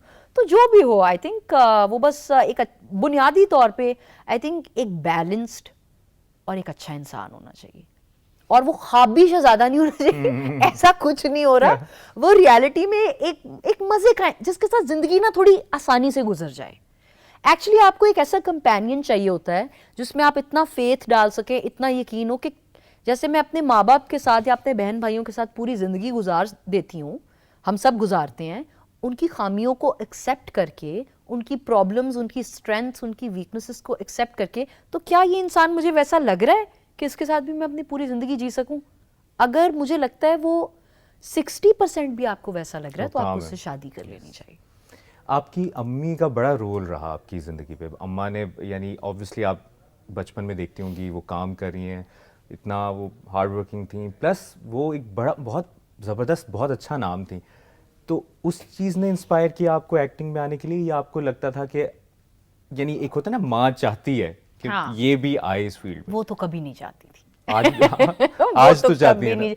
आज तो एक अलग किस्म का प्राइड है, Yeah. एक अलग किस्म की उनके अंदर तो खुशी उनकी है। प्रेजेंस ने कितना आपको इस तरफ आने के लिए मोटिवेटेड रहा? यार मुझे ऐसा लगता है कि उनकी प्रेजेंस से भी ज्यादा ना, अम, आप जब देखें,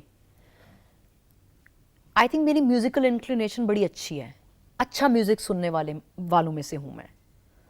वो वाले नहीं आज ब्लू है पानी पानी पानी। अच्छा म्यूजिक कैसे सुना? 90s के वैसे बच्चे? क्योंकि नहीं, क्योंकि आपके पेरेंट्स ने अच्छा म्यूजिक सुना। हाँ, मेरी मदर और मेरे father, I heard they were, my mom was expecting me, जब उन्होंने नुसरत फतेह अली खान साहब के कदमों में बैठ के उनका लाइव कॉन्सर्ट सुना, तो आप सोचें वो बच्चा म्यूजिकली इंक्लाइंड कैसे नहीं होगा। तो अब क्या ये मेरी कोशिश है? हमें अब अंदाजा हुआ, है हमें ना? अब पता चला, ये कुछ ना मामले की तह तक पहुंच ये गए ना हम। कुछ गायबाना चीजें होती हैं जो डेस्टाइंड होती हैं, कुछ वाइब्स, कुछ एनर्जीज होती हैं जो आपकी इस दुनिया में आने से पहले आपको कुछ बना रही होती हैं। तो क्योंकि माँ बाप अच्छा म्यूजिक सुनते थे, अच्छी पोइट्री, अच्छी किताबें, अच्छी फिल्में देख, my mother had a great test in watching good films. तो मैंने तो कोशिश नहीं की, मैंने वो सब देखा और वो वर्ल्ड मुझे इंस्पायर करता था। वो किरदार, वो इमोशन से किसी आम इंसान को ख्वाब देना, उनकी ज़िंदगी इन्फ्लुएंस करना, उन ख्वाबों की बुन्नत से मुझे अट्रैक्ट करती थी ये चीज़। और मैंने कहा कि मुझे ये बनना है। और अम्मा को BNU से पहले, मतलब A लेवल्स तक ये बात नहीं बताई कि मुझे एक्टर बनना है या मुझे डायरेक्शन या स्टोरी टेलिंग की तरफ जाना है। मुझे ऐसा लगता था एक जोरदार चमाट आएगी कि अच्छा मैं अपनी स्टूडेंट लाइफ में और चीज़ों में भी बहुत अच्छी थी। I was always an A स्कॉरर। मेरे A लेवल्स में भी बिजनेस, इकोनॉमिक्स, अकाउंटिंग और उर्दू थे। अकाउंटिंग वाहिद ऐसा सब्जेक्ट था जिसमें मेरा C था, मेरी बहुत बुरी थी, बाकी सब में A's थे। तो I was a good student. अम्मा को कभी, हाँ अम्मा को ये पता था कि she dances well, artistically tuned है, अच्छी फिल्में देखती है। मुझे DVD CDs की कलेक्शन का बहुत शौक था, तो अभी भी मेरे लाहौर वाले घर में लोगों की किताबों की लाइब्रेरी होती है, मेरी DVDs की लाइब्रेरी है। तो अम्मा को पता था कि इससे शौक की हद तक वो है, ये नहीं पता था कि मुझे इससे अपना प्रोफेशन बनाना है। और मुझे ये लगता है आज आपसे इतनी डिटेल में बात करके अंदाज़ा हो रहा है कि आपका स्टोरी टेलिंग में ज़्यादा है, यानी आप बहुत अच्छा स्क्रिप्ट लिख सकती हैं। जो एक होता है ना जब आपको खुद बस पे ये grip हो। कमबख्त मारे लिखने नहीं देते। अच्छा तो अभी कोई है स्क्रिप्ट के अगर आपके जहन में है अच्छा, कि देर आर टू, आज एक इस there are प्लेटफॉर्म से आप दो एक्चुअली एक फिल्में हैं जिनकी स्क्रिप्ट पे मैं काम कर रही हूँ। एक तो इंशाल्लाह I think if everything goes right इस साल के एंड में वो फ्लोर पे जाएगी। एक है जो अभी इनिशियल स्टेजेस में है लिखने के। ड्रामाज, यार I tell you something, film के लिए लिख रही हैं? फिल्म के लिए लिख रही हूँ। ड्रामाज एक्चुअली बहुत, एक तो मैं खुद फिल्म मेकिंग बैकग्राउंड से हूँ, तो मेरी प्रैक्टिस ज़्यादा फिल्म लिखने में है। ड्रामा एक कहानी को 26 एपिसोड तक और कभी कभी तो 40 एपिसोड तक स्ट्रेच करना, वो मुझे बहुत लेथार्जिक लगता है, वो मुझे बहुत ज़्यादती लगती है एक कहानी के साथ हो रही है। और दूसरा मुझे ऐसा लगता है कि हमारे बहुत अच्छे टीवी के राइटर्स हैं कुछ जो बहुत अच्छा काम कर रहे हैं, तो हमें बिला वजह कूदने की ज़रूरत नहीं है। टीवी आई इंटेंशनली अवॉइड, मैंने वो बस इक्का दुक्का ही जो काम किए हैं जियो के तवस्सुस से, बस वही मेरी राइटिंग में है, वरना एक फिल्म लिखी है। बिल्कुल बिल्कुल। अदरवाइज मुझे ऐसा लगता है कि वो जो राइटिंग का भी पूरा प्रोसेस है ना, जो आई थिंक जो एक्चुअली बहुत अपना वक्त, अपनी बहुत एनर्जी लगा के, बहुत अपने स्क्रिप्ट को प्रिपेयर करके कोई चीज़ लिखते हैं ना, फिर वो बहुत ज़्यादा डिक्टेटरशिप नहीं जाते। तो टीवी के लिए जब आप लिखते हैं किसी भी चैनल के लिए, उसमें कंटेंट डिपार्टमेंट होता है 8-10 लोगों का, फिर चैनल और प्रोड्यूसर खुद इन्वॉल्व होते हैं, वो बेतहाशा प्रोसेस से गुजरता है, उनके इनपुट्स आते हैं, तो आपकी कहानी तो आपकी रहती नहीं है। आप कहते हैं कि यार मैं रोबोट, मैं टाइपिस्ट हूँ, एंड पे इसने जीना था, वो एंड तक पता चलता है मर गया। I am not a typist, I am a writer and I have that writer's dignity and ego that आप एक हद तक फ्लेक्सिबल होते हैं, आप कहते हैं कि इसमें कोई खामी है, let's do it again, लेकिन that do it again has to come from me। आप नहीं बता सकते, सही बात, और डिक्टेट कर सकते मुझे। तो इसलिए मुझे बहुत सारे और चैनल से भी ये opportunity I, but intentionally I avoided that. मैं कभी कभी ये भी कहती हूँ कि यार मुझसे 5-6 एपिसोड वाला सीरीज लिखवा लो, ड्रामा सीरियल नहीं मैं लिख सकती। किसी एंकर की जिंदगी पे लिखे और फिर बहुत मुझे मजा उसमें आएगा। आपको पता है मैंने अपना जो एक काशिफ निसार का एक ड्रामा किया था, ब्रेकिंग न्यूज, जी जी, वो पहला ड्रामा था जो जर्नलिज्म पे था, और उसमें मैं एक एंकर बनी हुई थी, और मेरी जिंदगी का, अगर आप सबसे मिशाल नाम था, वो मेरी जिंदगी का सबसे मुश्किल रोल था। Kudos to all of you यार, जो वो टेलीप्रॉम्प्टर्स होते हैं आपके, उनसे देख के भी एयरपीस में भी आवाज आ रही है। ज्यादा इस पे है, हमारे एक कॉन्सेप्ट बना हुआ है कि ये तो प्रॉम्प्टर पे चलने वाला। वाओ, ये तो अभी जब जंग हो रही हो या ऐसे नॉर्मल हालात में भी हम इस पे। अच्छा, काशिफ भाई ने एक्चुअली मेरी पूरी ट्रेनिंग कराई। This is called method acting. मुझे कोई कुछ रातों पहले शूट पे जाने से मुझे डेटा मिला था 8-10 GB का, जिसमें आप सबके शोज थे, और मुझे वो स्टडी करना था। और अब इंटरेस्टिंग होती है इस तरह की मूवी, होती है नेटफ्लिक्स पे और मुझे यार याद है जर्नलिस्टिक जार्गन्स जो होते हैं, जो इतनी हम यूज्ड टू, हम ना एक आम जुमला, एक इंसानी जुमला बोलने में हमारी रवानियत होती है, जर्नलिस्ट किस तरह से वो बोलते हैं चीज, और कभी भी एग्जैक्टली। और एक होता है ना कि मैं इस टाइप का रोल करना चाहता हूँ, या इसमें तो ये आपके सामने कुछ भी आ सकता है, कोई भी इंसिडेंट, किसी भी तरह की खुशी हो सकती है, किसी भी तरह का। अच्छा, मुझे याद है एक बड़ा फनी आपको मेकिंग का किस्सा बताऊं। कोई इसी तरह का सेट लगा हुआ था जिस तरह यहाँ पे लगा है, और कोई डमी के तौर पे 7-8 कैमरास थे, और एक हमारा मेन कैमरा था जो हमें शूट कर रहा था एक्चुअली। तो मैं तो वो पहले सेटअप ही देख के ना मैं थोड़ी सी हो गई कि हमें तो एक कैमरा के सामने आदत है एक्टिंग करने की। अब वो इतने कैमरास चल रहे हैं, वो एक एडिटिंग स्वीट बना हुआ है जहाँ पे वो लाइव एडिटिंग हो रही है, एक टेलीप्रॉम्प्टर भी है, एक मेरे कान में एयरपीस लगा दी है जिसमें वैसे कोई आवाज नहीं आ रही थी, लेकिन इट्स डिस्ट्रैक्टिंग, यू नो। तो अच्छा, मैं वो करने जा रही हूँ, और मेरा पहला जो वो सीन था वो ये था कि मुझे हेडलाइंस पढ़नी थी। अच्छा, वो काशिफ भाई आए और मुझे गुड लक कह रहे हैं, और कह रहे हैं चलो बेटा यू रेडी एंड ये वो। अब मैं सवाल उनसे क्या पूछ रही हूँ, यू नो काशिफ भाई देखें, जो एक खबर से दूसरी खबर में जो जाते हैं, जैसे एक खबर है इंडो पाकिस्तान में वॉर, दूसरी खबर है महकमा मौसमियात, दो बहुत डिफरेंट खबरें हैं। तो मैं एक खबर से दूसरी खबर में किस तरह ट्रांजिशन करूं, क्योंकि वो जो है ना, इंडो पाकिस्तान में धमाका हो गया, ये हो गया वो गया, और एकदम है कि लाहौर में मौसम खुशगवार, लोग बाहर आ गए, सड़कों पे निकल आए, समोसे पकौड़े। तो मैंने कहा काशिफ भाई इट्स सो डिफिकल्ट। तो क्या आप चाहते हैं कि एक खबर से दूसरी खबर के बीच में जो वो म्यूजिक का मार्जिन आता है, टननंग टननंग टन टनंग टन टनंग, आई डोंट नो ये मैंने कौन से चैनल का म्यूजिक बोला है, लेकिन जियो का ही है, ओके थैंक गॉड। तो मैंने कहा वो मुझे म्यूजिक मार्जिन लेना चाहिए माइक्रो सेकंड्स का, और फिर दूसरी खबर बोले। और काशिफ भाई ने मेरी तरफ यूं देखा कि ये प्रेपरेशन करके आई है वाकई। तो उन्होंने कहा बच्चे तुझे जैसा अच्छा लगे। अच्छा, आम तौर पे अगर हो ये इसी बात पे कि अगर पाक भारत जंग का समा इस वक्त हर तरफ मुश्किलात का सामना करना पड़ रहा है, दोनों तरफ की आवाम को, जंग का मौसम है, मौसम की बात करें तो मौसम की साथ साथ अपडेट भी देते चले। महकमा मौसमियात का बताना है कि आज ही वो देखे ना जिसका काम उसी को सांझे, तो कि वो एक कंजंक्शन के भी वर्ड्स होते हैं जो आपको जोड़ने होते हैं। अगर धमाके भी, यहाँ पर धमाका हुआ है, धमाके के बाद ये सूरत हाल है, साथ ही साथ एक अच्छी खबर ये है कि ईद उल अजहा की आपने जोड़ दिया, कनेक्ट करना होता है। एग्जैक्टली जी, ये बड़ी हर चीज़ की एक आर्ट है, हर चीज़ में एक मेहनत है, और ये इस वक्त के साथ साथ आती है। जैसे हम BNU की बात करें, उस वक्त मैं सिटी 42 एक लोकल न्यूज़ चैनल था, वहाँ एंकर था, वहाँ नाइट शिफ्ट करता था, सुबह में BNU आता था। तो वक्त के साथ साथ हम सब ने ही बहुत कुछ सीखा है, और बहुत कुछ, मैं कहता हूँ कि पिछले 8-10 साल हमारी ज़िंदगियों के बड़े ख़ास रहे हैं। एक बात जो शायद बड़ी डीमोटिवेटिंग लगे आपको, लेकिन उस पर मैं आपका कमेंट चाहूँगा, मुझे बड़ा खौफ आता है इस चीज़ से, वो है AI। ओके। AI जब स्क्रिप्ट एक अमर सारी सारी रात लिख रही है, टाइप कर रही है, और एक AI से हम ChatGPT से कहें कि यार ये बता दो स्टोरी, और उसमें अमेंडमेंट हम कर लें, तो ये काफ़ी आपने ChatGPT यूज किया? जी, इसीलिए तो मैं अच्छा, बहुत जिन्होंने यूज किया है, ये बात इवन व्यूवर्स सिर्फ वही समझ सकते हैं, वो ये है कि ChatGPT और AI नहीं, मैं आपको अपने प्रोफेशन से रिलेटेड बता देती हूँ, जो है कहानी दास्तान गोई का एक स्क्रिप्ट लिखने का। ChatGPT आपको स्ट्रक्चर तो बता देता है, आप उसे जो प्रॉम्प्ट में वर्ड्स दे रहे हैं उसके मुताबिक वो सब तो वो आपके लिए एक ढांचा तो बना देता है। उसमें इमोशंस, उसमें ह्यूमन एरर्स, उसमें रॉ गलतियां जो कि देखने वाले को कनेक्ट करती हैं, वो नहीं है, वो आपको ही डालनी पड़ेंगी स्क्रिप्ट में भी। Of course.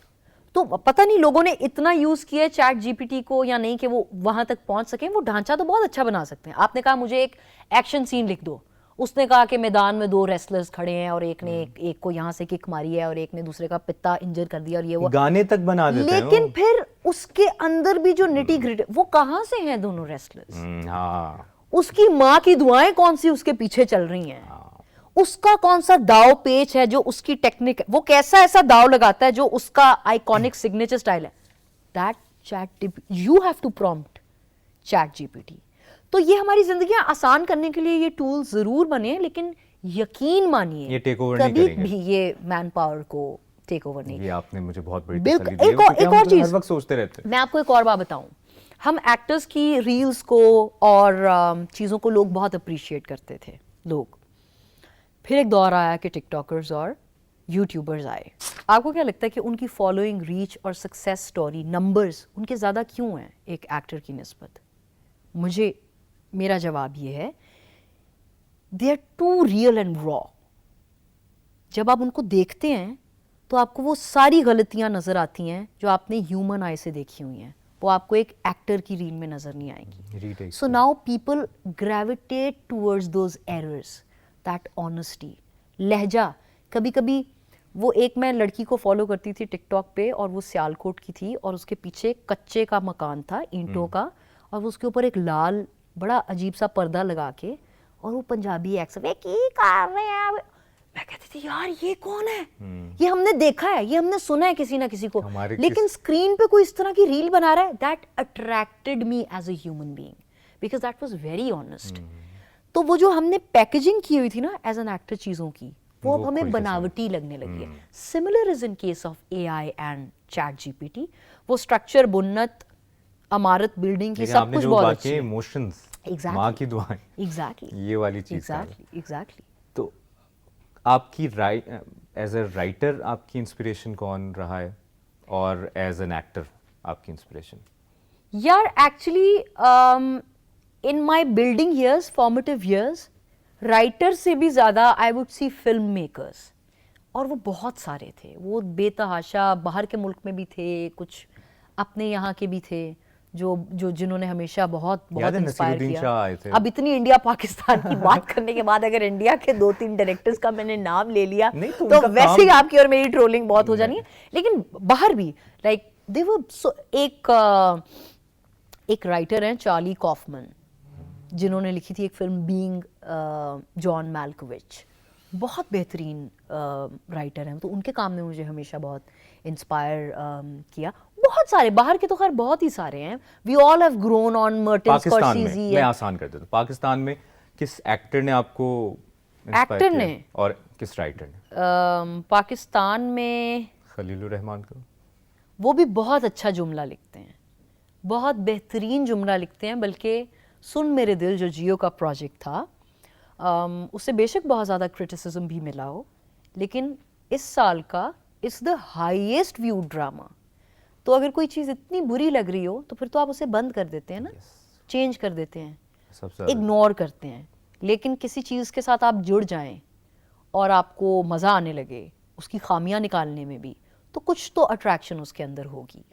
तो सुन मेरे दिल में मेरा जो कैरेक्टर था उसके डायलॉग्स बहुत, एक वो जुमला था, वो कहती है कि तुमसे गिला नहीं है, मोहब्बत से शिकायत है मुझे। ये तुम जैसे घटिया लोगों को भी हो जाती है और तुम जैसे घटिया लोगों से भी हो जाती है। ये वायरल था टिकटॉक पे। वाह। और ये खलील साहब ने बेहतरीन जुमला लिखा था। समटाइम्स बैड लक हैपन्स, उस तरह से प्रोजेक्ट डिलीवर नहीं कर पाते, लेकिन बनाने वालों ने बहुत ईमानदारी से, आपको लगता है कभी कोई एक्टर इस तरह की एक्टिंग करेगा, कोई राइटर इस तरह का जानबूझ के लिखेगा कि मुझे वट्टे पड़े या मुझे बैकलैश मिले? ये नसीब है यार। लेकिन एक राइटर को ये आइडिया हो जाता है या किसी एक्टर को ये आइडिया हो जाता होगा, यार इसमें जो है ना तनकीद होनी है क्योंकि मेरा ये रोल है। ऐसे ही है, बिल्कुल ऐसे ही है। और वो फिर you go with the stride and you are fully there, आप फिर वो बिल्कुल बिल्कुल बिल्कुल। लेकिन और बहुत, मुस्तफ़ा अफरीदी एक बेहतरीन राइटर हैं जिन्होंने भी ऑफ लेट तन मन नीलो नील और इस तरह के बहुत सारे बेहतरीन ड्रामे लिखे। तो राइटर को भी उतनी मॉनेटरी वेटेज मिलती है जितनी एक्ट्रेस को मिलती है, या आपको लगता है? मैं आपको अपना बता सकती हूँ, बाकियों के बिहाफ में बोल दूं फिर वो कहें कि मैं गलत बोल रही हूँ।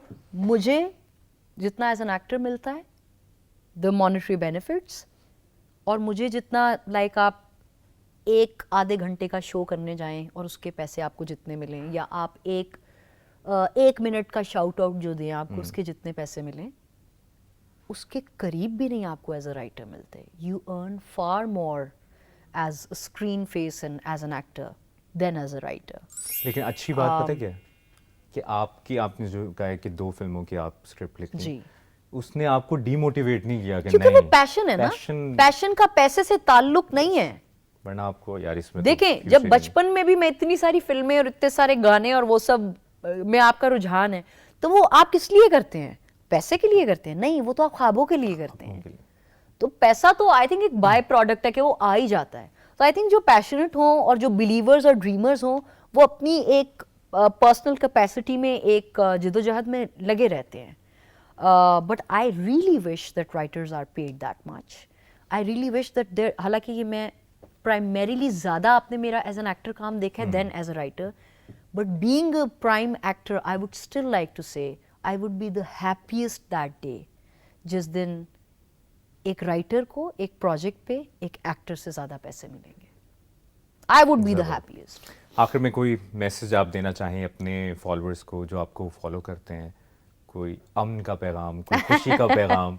और यकीनन आपसे बहुत कुछ जो आज जियो पॉडकास्ट देख रहे हैं उनको सीखने को मिला है, लेकिन मैं चाहूँगा कि कुछ अपने फॉलोअर्स को, I think first and foremost followers आजकल माशाल्लाह बहुत होशियार और इंटेलिजेंट है, उनको कोई ये टास्क आपको उनको कोई मैसेज देने की ज़रूरत नहीं है।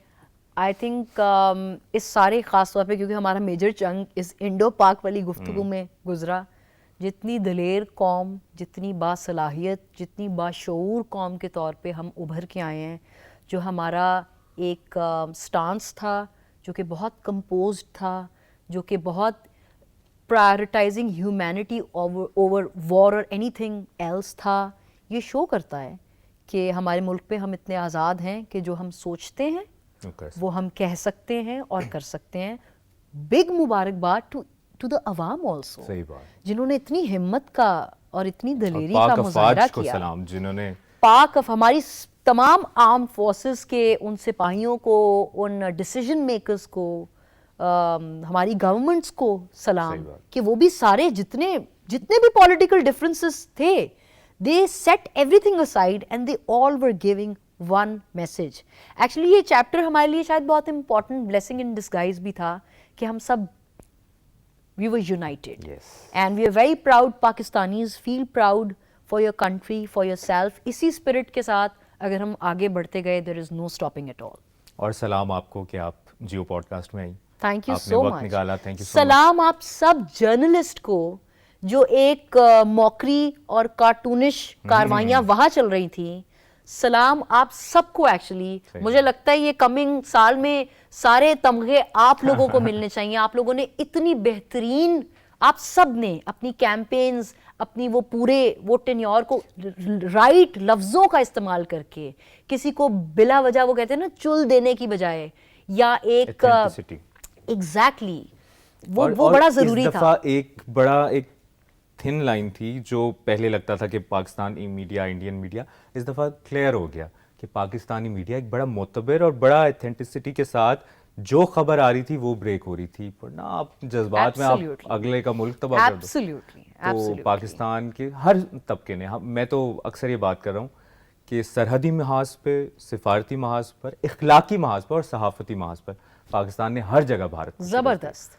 तो अमर बहुत बहुत शुक्रिया, बहुत और दिल से शुक्रिया कि आपने टाइम निकाला। बड़ी देर से ड्यू था, लेकिन मुझे भी बहुत कुछ सीखने को मौका मिला है। मुझे और आपसे बहुत कुछ सीखने का मौका मिला। और आई होप कि आप जो कर रही हैं इससे ज़्यादा आपको वेटेज मिले। अमर खान वो अदाकारा हैं कि जो ये काम कर चुकी हैं, कर रही हैं, ज़बरदस्त पीक पर हैं, लेकिन अभी भी आपको वो वाली वेटेज मिलनी चाहिए जो आप डिजर्व करती हैं। जो इंशाल्लाह। ब्रेन आपके पास है ना, इंशाल्लाह। अभी बड़ा रेयर केस होता है। यानी मैं ये नहीं कहता कि, लेकिन आपके पास एक खास अल्फाज का चुनाव, उर्दू आपकी अच्छी है, और जिस तरह से आप बात करते हैं आपको तो तजियाकार होना चाहिए। आप गलत जगह पे आप। बहुत बहुत शुक्रिया। Thank you। जियो पॉडकास्ट की एपिसोड आपने देखी, और यकीनन हमें भी अमर से बहुत कुछ सीखने को मिला, और इनकी इंस्पायरिंग स्टोरी आपने सुनी। अगली एपिसोड में किसी और एक्टर, सेलिब्रिटी, म्यूजिशियन, क्रिकेटर से आपकी मुलाकात कराएंगे। तब तक के लिए इजाज़त दीजिए, अल्लाह हाफ़िज़। मेरे साथ मौजूद हैं ज़ौ अली, खूबी अली। ऑन रिकॉर्ड ये कहना चाहता हूँ आप दोनों को, आप दोनों ने अभी बहुत आगे जाना है। Thank you so much. तो अचानक से एक सीज़न आता है कोक स्टूडियो में, और रोने ना दिया, ज़ौ अली आ रही हैं। आई थिंक कहीं मेरे फादर को लगा कि that was the perfect time for me to finally showcase my musical talent. आपका म्यूजिकल जर्नी कब शुरू हुआ? 2020 उदास मेरा पहला गाना आया। से आपने सीखा है, या बस ये आपकी नेचुरल आवाज़ ही चली जा रही है? अपब्रिंगिंग सारी हुई वो सुन के हुई है। उदास बहुत अच्छा था, चलते चलते बड़ा अच्छा था, लेकिन आप उस तरह म्यूजिक कर नहीं रहे। मेरा 2026 का गोल यही है कि मैं एटलीस्ट 4 to 5 सॉन्ग्स 2026 में दे दूं। क्या आप स्टेज पे ज़्यादा नहीं आते? मैं स्टेज पे आकर मैं सिर्फ रुला सकती हूँ तो crowd को। यही तो मैं लोग सिर्फ ये- रोने आएंगे, मैं लोग सिर्फ रोने ये के कर लिए सकती पैसे हूँ। देंगे। अम्मा का क्या इम्पैक्ट रहा, और अम्मा की कितनी सपोर्ट रही ओवरऑल? हम पूरा वीडियो भी बना लेंगे, and then if she is like नहीं अच्छा नहीं था, then we do it again.